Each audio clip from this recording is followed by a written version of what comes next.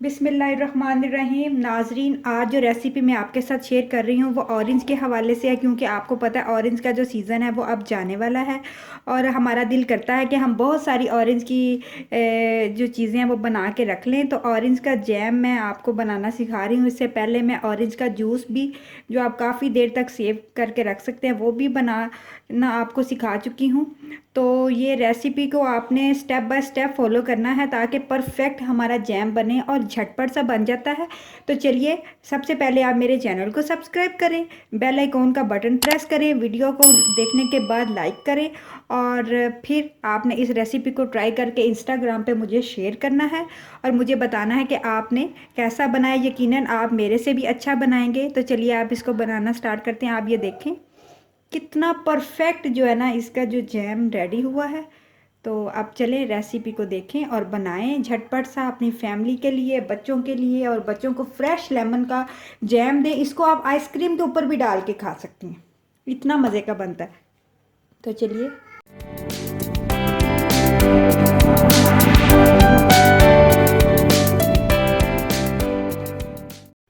Orange jam के ingredients note कर ले। हाफ़ लीटर मैंने जूस लिया है। इसको मैंने ऐसी मशीन में निकाला है जिसमें इसका बीज ना टूटे, क्योंकि बीज टूटने से ऑरेंज का जो जूस है वो कड़वा हो जाता है। तो आप हाथ वाली मशीन से भी निकाल सकते हैं, और अगर आपके पास दूसरी मशीन हो जिससे आसानी से बीज जो है ना वो इफ़ेक्ट ना होता हो, इसके अंदर ना जाता हो जूस, तो उसमें निकाल लें। 1 कप मेरे पास पानी है। 100 ग्राम मैंने चीनी ली है।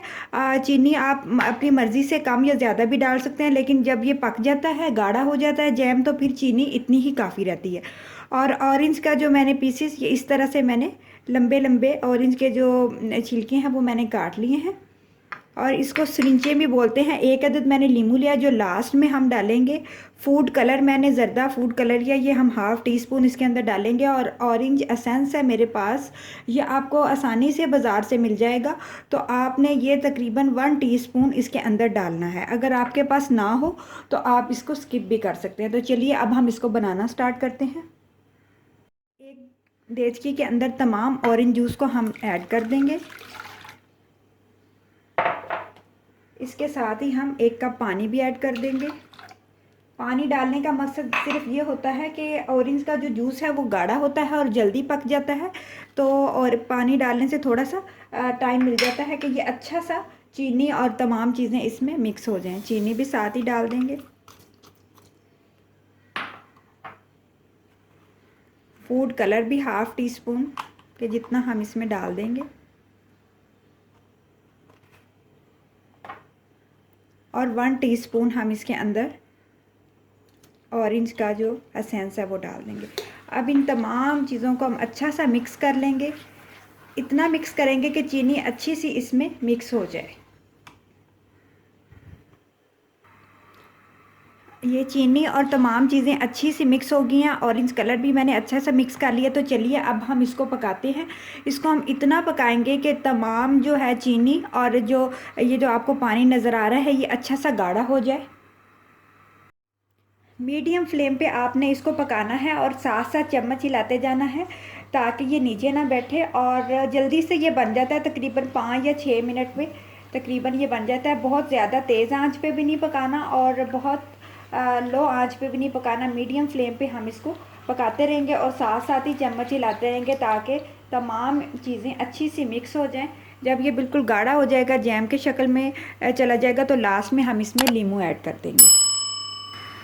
ये तो नाज़रीन, जैम को पकते हुए तकरीबन 1 या 2 मिनट हो चुके हैं, लेकिन अभी तक ये गाढ़ा नहीं हुआ।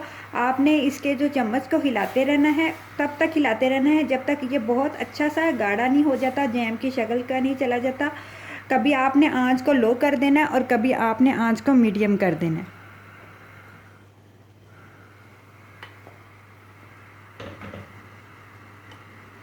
क्योंकि इसका बॉयल ऊपर आ जाता है और फिर ये सारा जो है ना जूस वो गिर भी जाता है, और इसका असर भी, जो हमने तमाम चीज़ें डाली होती हैं उसका फ्लेवर उस तरह का फिर नहीं रहता।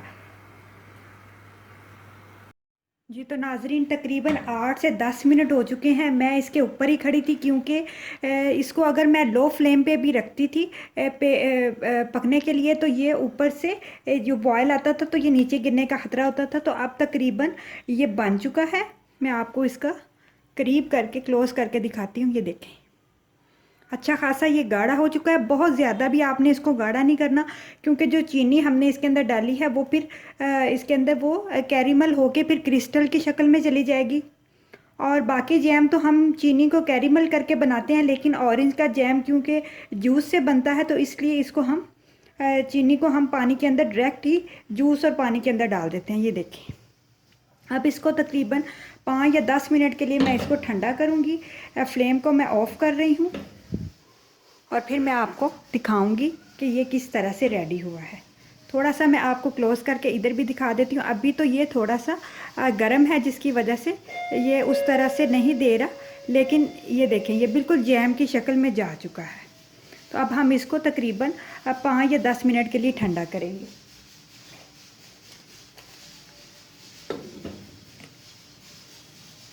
नाज़रीन, तकरीबन 10 या 15 मिनट गुजर चुके हैं और जो ऑरेंज का जो हमने जैम बनाया था ना, ये देखें कितना खूबसूरत और कितनी शाइनी सा इसका कलर आया है। ये ठंडा हो चुका है और मैं आपको थोड़ा सा ऐसे करके दिखाती हूँ। बिल्कुल परफेक्ट जैम बना है, परफेक्ट। और अब इसके अंदर मैंने जो लेमन का जूस काट के रखे थे वो ऐड कर दूंगी। ये डालने का मकसद ये है कि अगर फ़र्ज़ करें कि निकालते वक्त इसमें थोड़ा सा पानी भी चला जाए, आपके नाइफ़ के ऊपर पानी लगा हो, तो ये जो लेमन का जूस है ना वो इसको ख़राब होने नहीं देगा।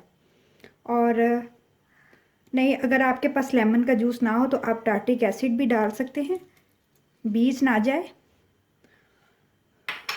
और इसको मैं अच्छा सा मिक्स कर लूँगी। इसके अंदर ठंडा करके आपने डालना है लेमन जूस। जब अच्छा सा आपका जैम ठंडा हो जाए तो चलिए अब हम इसको निकालते हैं। ये देखिए, आपको इसी तरह से अंदाज़ा हो रहा होगा कि कितना परफेक्ट हमारा ये जो जैम है वो रेडी हुआ है। अब मुझे बताएं कि बाज़ार के जैम की ज़रूरत है या घर में बनाने की ज़रूरत है। अपने बच्चों के लिए, अपनी फैमिली के लिए घर में बनाएं मज़ेदार सा जैम और खूब मज़ा करें, फ्रेश खाएं। इसको आप 1 महीने तक स्टोर कर सकते हैं। ज़्यादा बना के रखना हो तो ज़्यादा भी बना के रख सकते हैं। और आपने इस रेसिपी को ज़रूर ट्राई करना है, दोस्तों के साथ शेयर करना है। और इस रेसिपी पे तो लाइक ज़रूर बनता है, तो मेरी वीडियो को लाइक भी करना है। अपना बहुत सारा ख्याल रखें। अल्लाह ताला आपको बहुत खुश रखे। अल्लाह हाफिज़।